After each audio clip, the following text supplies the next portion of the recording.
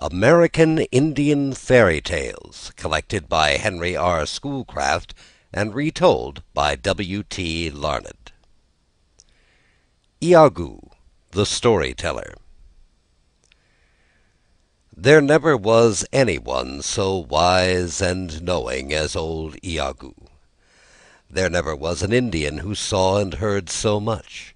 He knew the secrets of the woods and the fields, and understood the language of birds and beasts. All his life long he had lived out of doors, wandering far in the forest where the wild deer hide, or skimming the waters of the lake in his birch-bark canoe.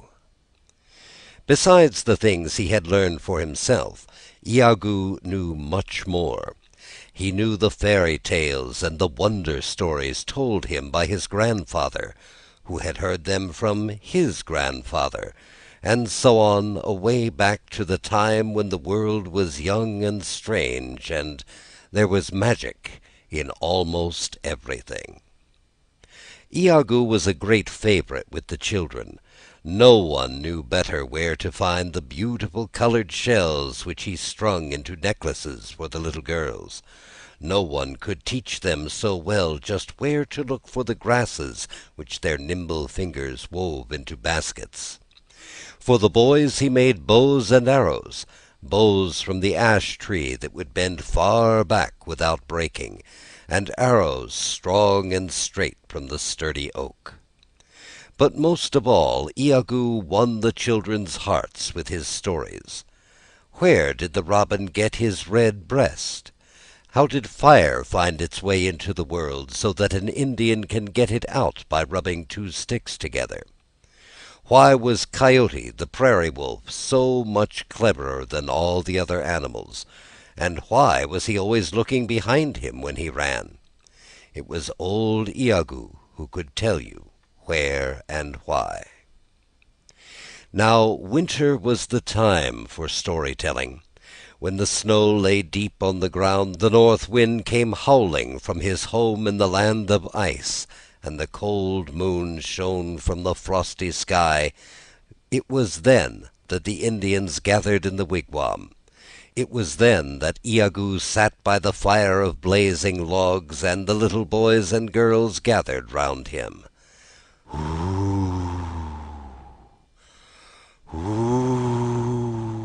Wailed the north wind.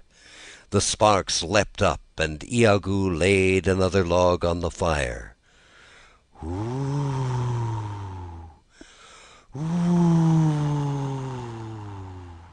What a mischievous old fellow was this north wind!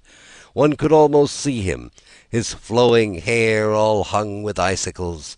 If the wigwam were not so strong, he would blow it down, and if the fire were not so bright, he would put it out.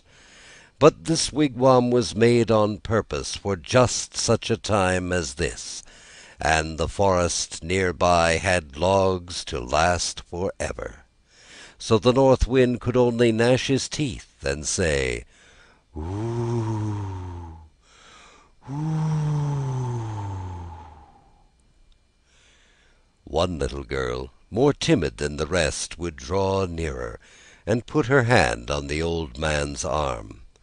"Oh, Iagoo," she said, "just listen. Do you think he can hurt us?"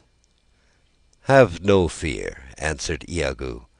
"The north wind can do no harm to anyone who is brave and cheerful. He blusters and makes a lot of noise, but at heart he is really a big coward, and the fire will soon frighten him away.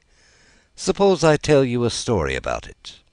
And the story Iagoo told we shall now tell to you, the story of how Shingebis fooled the north wind. So ends Iagoo the Storyteller.